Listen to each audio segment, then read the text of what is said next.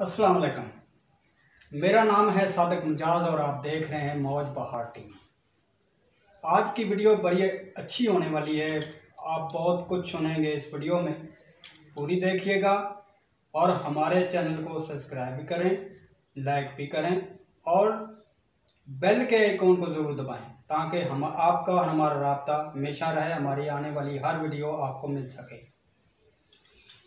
कुछ लोग मलंगों और दरवेशों को बुरा भला कहते हैं, कोई अच्छे अल्फाज इस्तेमाल नहीं करते उनके बारे में।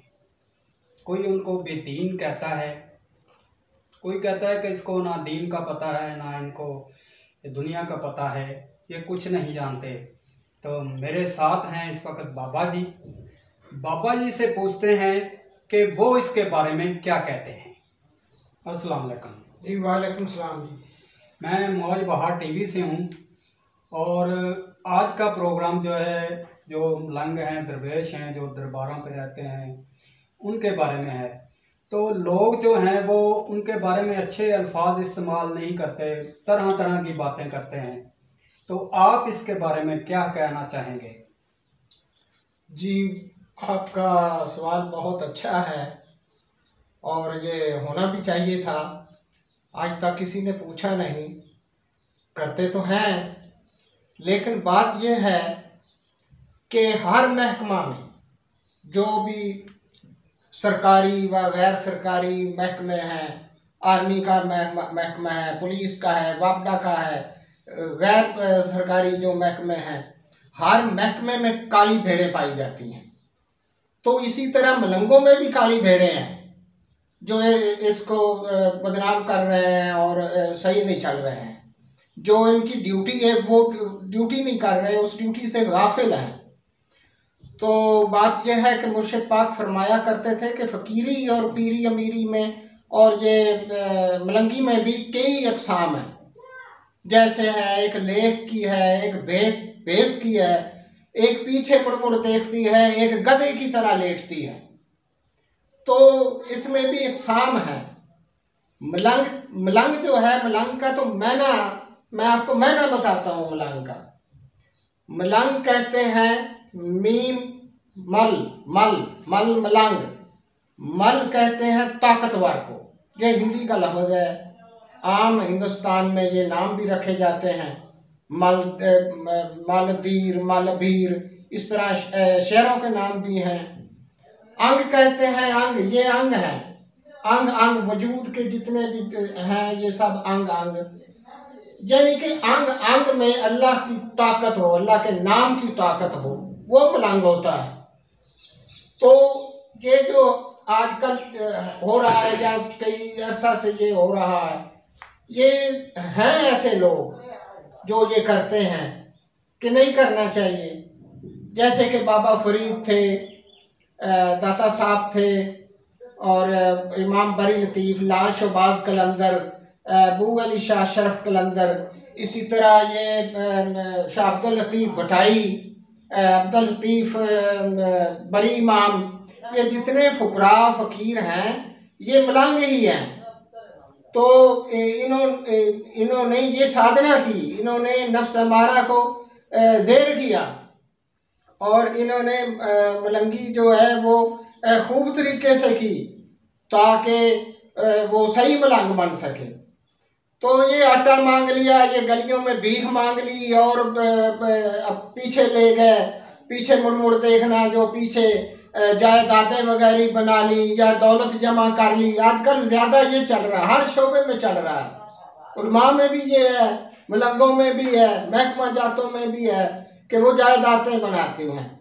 हालांकि अल्लाह पाक ने फरमाया कि जायदादें मत बनाओ, लेकिन ये सब लोग बमाए मलंग, सब लोग ये जायदादें बनाने के चक्कर में हैं। ये मलंगी नहीं है, ये बदनामी करने वाली बात है। तो किसी भी महकमे में ऐसे लोग हैं तो वो अपने महकमे को बदनाम करते हैं। तो इसी तरह ये सब सिस्टम चल रहा है। बाकी जो हकीकत में जो दरवेश हैं वो ऐसा नहीं करते हैं, वो दौलत को जमा नहीं करते, वो बांट देते हैं। एक फ़कीर हुए हैं जो मैं जानता हूँ, मैं तो वो बात बताऊँगा بابا جی مالن شاہ قادر قلندر ہوئے ہیں، وہ بھی ملنگ فقیر ہوئے ہیں۔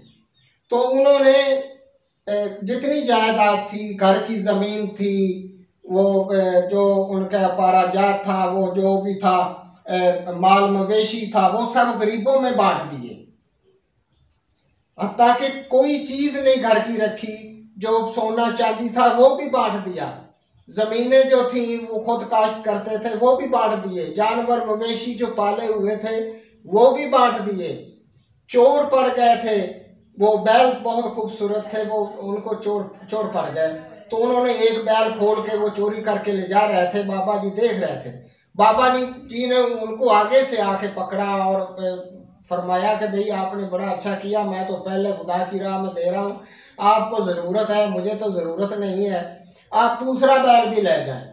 وہ دوسرا بیل بھی ان کو دے دیا، گھوڑی تھی وہ بھی دے دی۔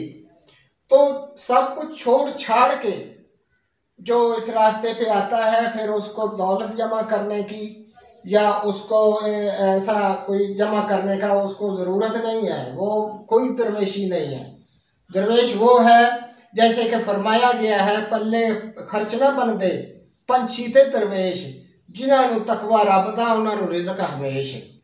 جو اللہ پہ بھروسہ رکھتے ہیں وہ درویش ہیں، جو خدا سے مانگتے ہیں وہ درویش ہیں، جو اللہ اور اس کے رسول کی طلب رکھتے ہیں، جو عشق محمد میں صلی اللہ تعالیٰ علیہ وآلہ وسلم میں سرشار ہیں، وہ درویش ہیں۔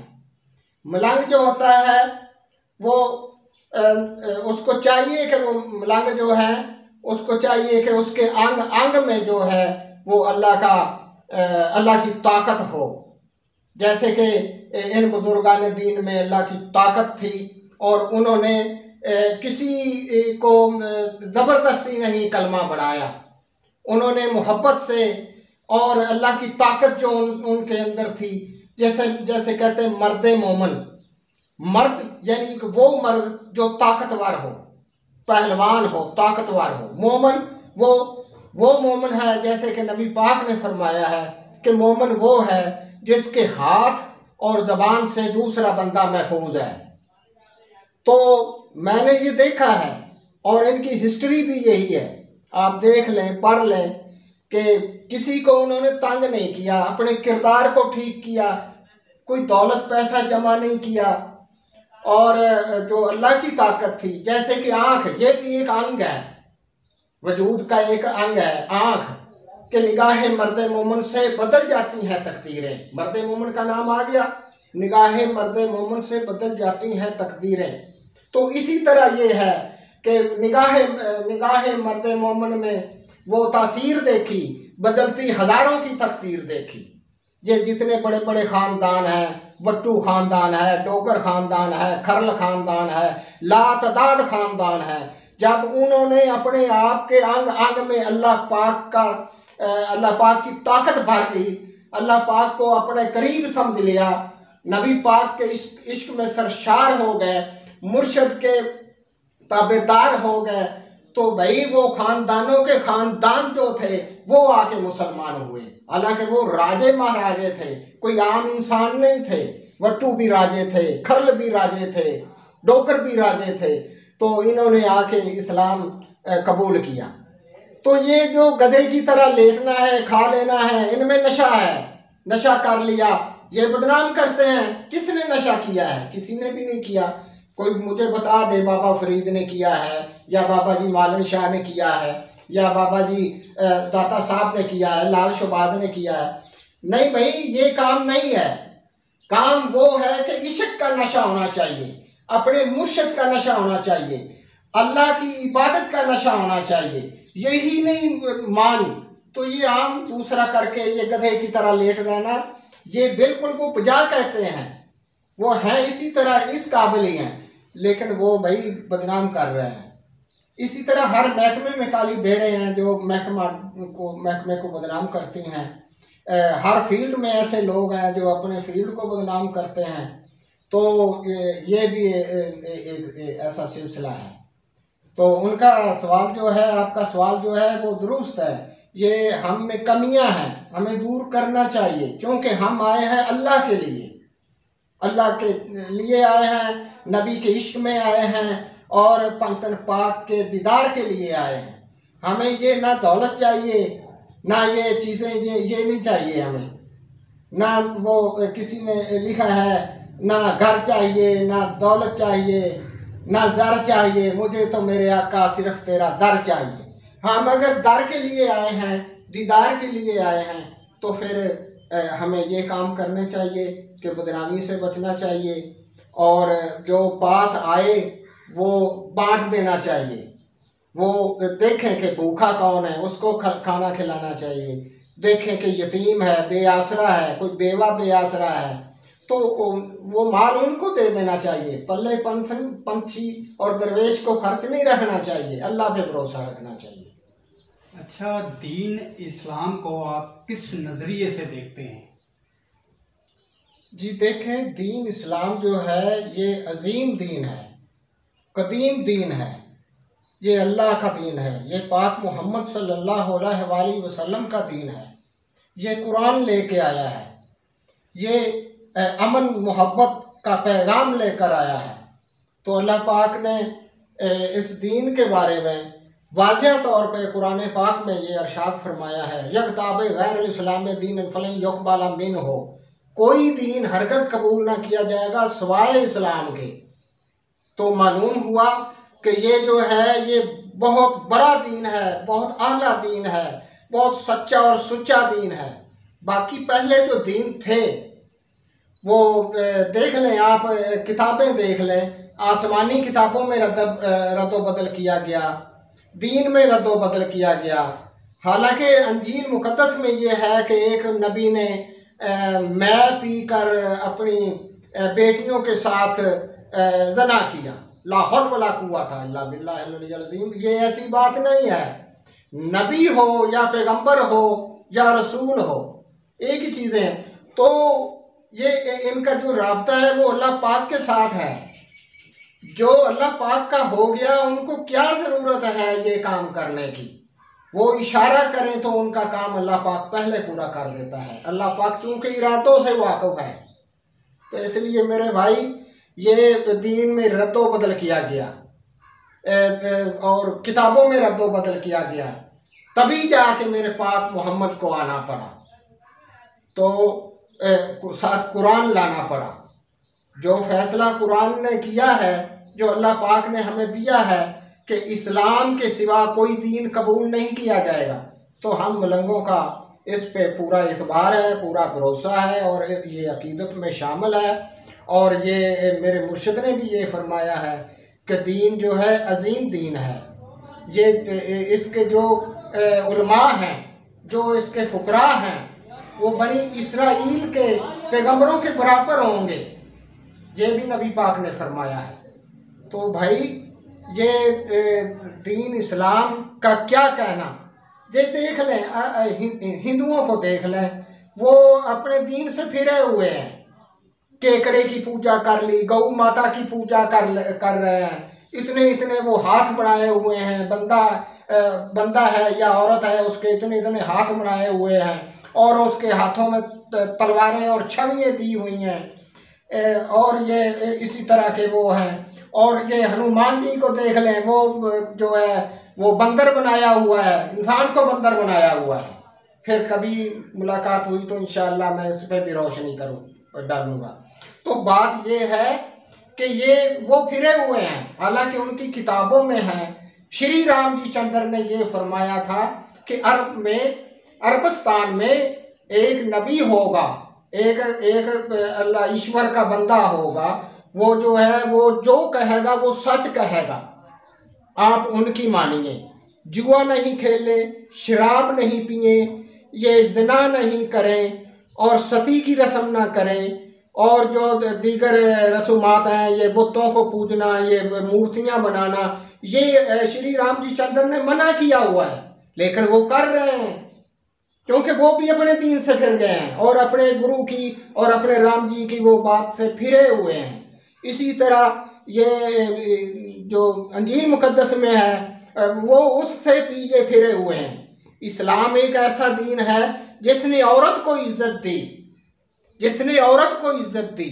لیکن یہ وہ دیکھو مغربی عورتیں دیکھو ننگی گھوم رہی ہیں، حالانکہ یہ کب فرمایا جناب حضرت عیسیٰ علیہ السلام نے، کب فرمایا حضرت موسیٰ علیہ السلام نے کہ آپ عورتوں کو بے پردہ کریں؟ تو دین نے عورت کو تحفظ دیا، عورت کی شان عزت کو بلند کیا۔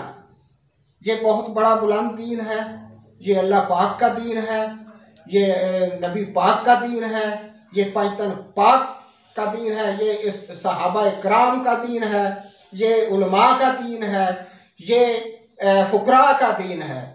تو جو قرآن پاک نے فرمایا، جو اللہ پاک نے کہا قرآن پاک میں ہے، ہم اس پہ ایمان رکھتے ہیں اور ہم دین کو سلامتی والا سمجھتے ہیں، امن والا سمجھتے ہیں، محبت والا سمجھتے ہیں۔